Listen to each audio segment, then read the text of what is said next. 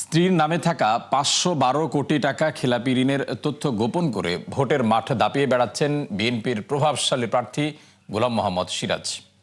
বগুড়া ৫ আসনে প্রতিদ্বন্দ্বিতা করা ওই প্রার্থীর প্রতিষ্ঠানে বিদ্যুৎ বিল ও বকেয়া ৪২.৫ কোটি টাকা। কেন্দ্রীয় ব্যাংক সহ একাধিক সূত্র থেকে এসব তথ্য সংগ্রহ করেছে ৭১। শুধু তাই নয়, হলফনামায় নিজের নামে মাত্র ২৭ লাখ টাকা ঋণের কথা থাকলেও চেপে গেছেন নিজের ৩ প্রতিষ্ঠানের নামে থাকা ১০৯ কোটি টাকার ঋণ, যাকে গর্হিত অপরাধ বলছেন টিআইবির নির্বাহী পরিচালক। আরো জানাচ্ছেন আব্দুল জাহের আনাস। ভোটের মাঠে শেষ সময়ের গণসংযোগে ব্যস্ত বগুড়া ৫ আসনের প্রার্থী গোলাম মোহাম্মদ সিরাজ। একাধিকবার সংসদে প্রতিনিধিত্ব করার অভিজ্ঞতা নিয়ে এবারও কাজ করতে চান এলাকার উন্নয়নে। এজন্য দিচ্ছেন একের পর এক প্রতিশ্রুতি।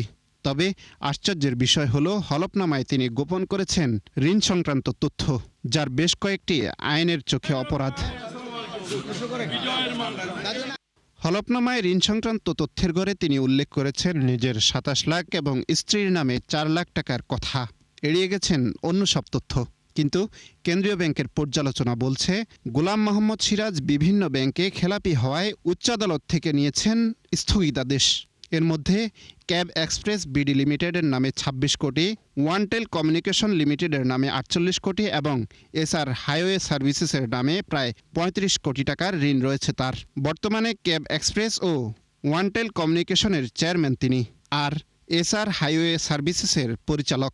কেউ যদি তথ্য সজ্ঞানে গোপন করে প্রার্থিতা পেয়ে থাকেন ঋণ খেলাপি হওয়া সত্ত্বেও, এবং সেটা যদি গোপন করে তিনি হলফনামা দিয়ে, হলফনামা অর্থাৎ লিগালি কিন্তু তিনি এটা অব্লিগেশন নিয়ে বলছেন যে তিনি ঋণ খেলাপি নন, এটা যদি করে থাকেন তাহলে তার আইন অনুযায়ী এটা যদি প্রমাণিত হয় তো যিনি প্রার্থী তার প্রার্থিতা বাতিল হবে। শুধু তাই নয়, তার স্ত্রীর খেলাপি ঋণ ও বিদ্যুৎ বিল বকেয়ার তথ্য গোপন করেছেন এই প্রার্থী। কেন্দ্রীয় ব্যাংকের তথ্য বলছে, গোলাম মোহাম্মদ সিরাজের স্ত্রী শাহনাজ সিরাজ এসআর কেমিক্যাল ইন্ডাস্ট্রিজের ব্যবস্থাপনা পরিচালক। প্রতিষ্ঠানটির বিভিন্ন ব্যাংকে খেলাপি ঋণ রয়েছে ৫১২ কোটি টাকা। শুধু তাই নয়, একই প্রতিষ্ঠানের বিদ্যুৎ বিল বকেয়া রয়েছে ৪১ কোটি ৪২ লাখ টাকা।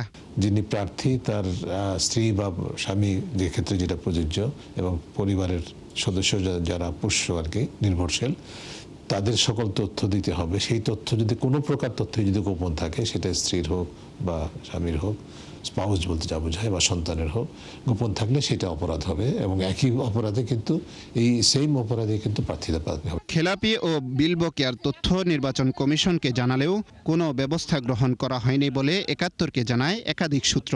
গোলাম মোহাম্মদ সিরাজ তার হলফনামায় নিজের ১৬২ কোটি, স্ত্রীর নামে ৪৯ কোটি এবং সন্তানের নামে ৯ কোটি টাকার সম্পদ থাকার কথা উল্লেখ করেছেন।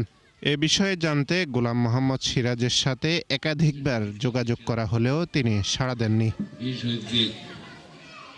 আব্দুল জাহের আনাস, ৭১, ঢাকা। জাপান ও যুক্তরাষ্ট্রের সাথে ২ ঐতিহাসিক চুক্তির দ্বারপ্রান্তে বাংলাদেশ। দীর্ঘদিন ধরে আলোচনা হলে অবশেষে যা বাস্তবায়নের মুখ দেখেছে ৩ দিনের ব্যবধানে। জাপানের সাথে হওয়া অর্থনৈতিক অংশীদারিত্ব চুক্তির মূল লক্ষ্যই হবে এলডিসি পরবর্তী শুল্কমুক্ত সুবিধা চালু রাখা, আর যুক্তরাষ্ট্রের ক্ষেত্রে প্রতিযোগী দেশগুলোর চেয়ে সুবিধাজনক অবস্থান অর্জন। তবে এই ক্ষেত্রে যৌক্তিক দর কষাকষির পরামর্শ দিচ্ছেন বিশ্লেষকরা। রাকিব হোসেনের রিপোর্ট। দেশের তৈরি পোশাকের অপ্রচলিত বাজারগুলোর মধ্যে সবার উপরে জাপান। সবশেষ অর্থ বছরে দেশটিতে রপ্তানি হয় $১১৮ কোটি। মূলত শুল্কমুক্ত সুবিধা থাকায় এই অগ্রগতি বাংলাদেশের। তবে এলডিসি উত্তরণের পরও যাতে একই সুবিধা অব্যাহত থাকে, সেই লক্ষ্যে শুক্রবার টোকিওতে হতে যাচ্ছে দুদেশের মধ্যে অর্থনৈতিক অংশীদারিত্ব চুক্তি ইপিএ। শুল্কমুক্ত সুবিধার পাশাপাশি দেশটির বিনিয়োগকারীরা যাতে বিনা বাধায় বাংলাদেশমুখী হতে পারেন, থাকবে সেই আলোচনাও। এছাড়া দেশের শ্রমশক্তিকে জাপানে পাঠানোর উদ্যোগও আসতে পারে জোরালোভাবে। নতুন চুক্তির মাধ্যমে দেশটি থেকে কয়েক গুণ বেশি বিনিয়োগ নিশ্চিত করা সম্ভব বলেও মনে করছেন সংশ্লিষ্টরা। গত অর্থ বছরে আমরা যে ম্যানমেড ফাইবার আমদানি করেছি, তার 10% শুধু আমরা স্থানীয় বাজার থেকে ব্যবহার করতে পারছি, 90% আমাদের আমদানি করতে হয়েছে। ইপিএন এগ্রিমেন্ট হওয়ার পরে জাপানিরাও সম্ভাবনা আছে এইখানে ম্যানমেড ফাইবারের টেক্সটাইলগুলো এখানে ওরা করবে। জাপানের মার্কেটে যে সুযোগ সুবিধা থাকবে আমরাও জাপানিজদের একই সুযোগ সুবিধা দিব সেটা কিন্তু নাও হতে পারে এবং না হওয়ার সম্ভাবনাটা বেশি। খুব সম্ভবত 7,700 পণ্যে আমরা প্রথম দিন থেকে ডিউটি ফ্রি সুবিধা লাভ করব, কিন্তু জাপানকে আমরা যে সুবিধাগুলো দিব সেগুলো ধাপে ধাপে হবে। জাপানের 3 দিনের ব্যবধানে যুক্তরাষ্ট্রের সঙ্গেও হতে যাচ্ছে নতুন বাণিজ্য চুক্তি, যার সূচনা ট্রাম্পের পাল্টা মাশুল ঘিরে। মূলত দেশের 5 ভাগের 1 ভাগ রপ্তানি নিরাপদ করতেই এই উদ্যোগ অন্তর্বর্তী সরকারের। যুক্তরাষ্ট্রের সাথে চুক্তির অন্যতম উদ্দেশ্য হবে চলমান শুল্ক হার প্রতিযোগীদের চেয়ে আরও কমিয়ে আনা, সেদেশে তুলায় উৎপাদিত পোশাক বিনা শুল্কে রপ্তানি করা এবং মার্কিন বিনিয়োগের সুযোগ আরও বিস্তৃত করা। যদিও কঠোর গোপনীয়তার এই চুক্তি নিয়ে ধোঁয়াশায় বিশেষজ্ঞরা। তাদের মতে যুক্তরাষ্ট্রের চাপ সামাল দিতে গিয়ে অন্য বাজার ক্ষতিগ্রস্ত করা যাবে না।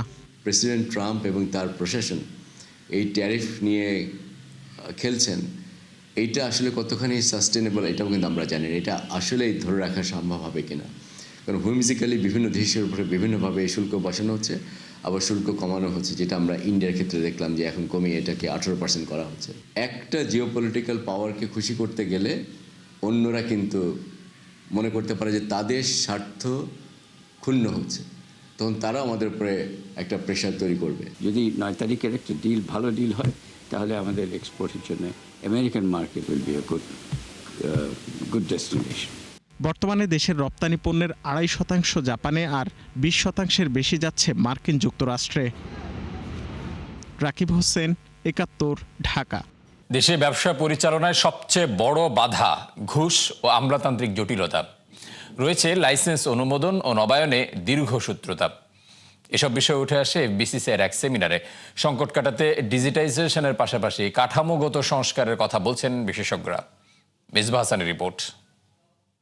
ডিজিটাল এগুলো সবই আসলে 17 কোটি মানুষের বাজার হলেও ব্যবসা বান্ধব পরিবেশে এখনো পিছিয়ে বাংলাদেশ, যার মূলে রয়েছে ঘুষ, দুর্নীতি, লাইসেন্স অনুমোদন ও নবায়নে দীর্ঘসূত্রতা। কিছু থামাতে পেরেছে যদি একটা সিঙ্গেল। সিপিডির গবেষণা বলছে ব্যবসা পরিচালনায় একাধিক দপ্তর থেকে প্রায় 300 অনুমোদন, একই কাগজ বারবার জমা ও ঘন ঘন লাইসেন্স নবায়ন ব্যবসায়ীদের সময় ও অর্থের অপচয় করছে। ট্রেড লাইসেন্স নিতে যা চার্জ তার থেকে তাকে 16% বেশি দিতে হয়। ট্রেড লাইসেন্স যেহেতু অল্প টাকার, ওটা কম টাকাতে পাওয়া যায়।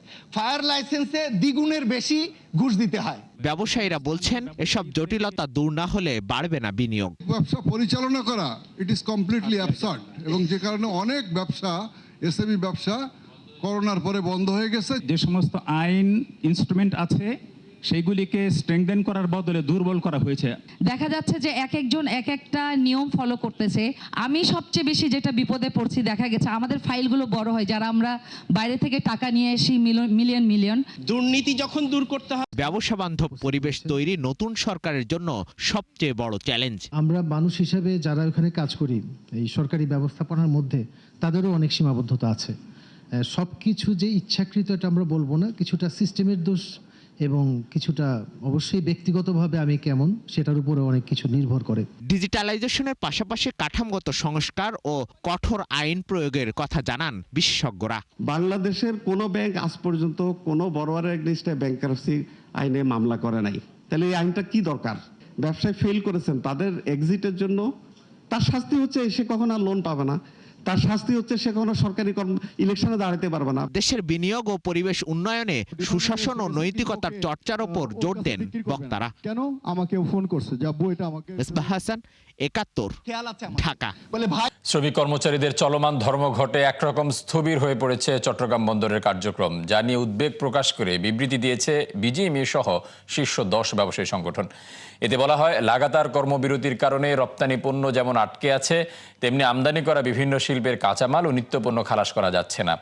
এমন পরিস্থিতিতে বন্ধ হয়ে গেছে জাহাজ চলাচল, যা চট্টগ্রাম বন্দরের ইতিহাসে প্রথম। ফলে বড় ক্ষতির মুখে দেশের অর্থনীতি। তাই দ্রুত সরকারকে প্রয়োজনীয় পদক্ষেপ নেওয়ার পাশাপাশি শ্রমিক কর্মচারীদের কাজে ফেরার আহ্বান জানিয়েছেন ব্যবসায়ী নেতারা।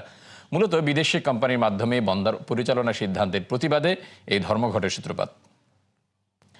তরলীকৃত পেট্রোলিয়াম গ্যাস এলপিজির দাম কমাতে আমদানিতে 2% অগ্রিম কর অব্যাহতির সিদ্ধান্ত নিয়েছে সরকার।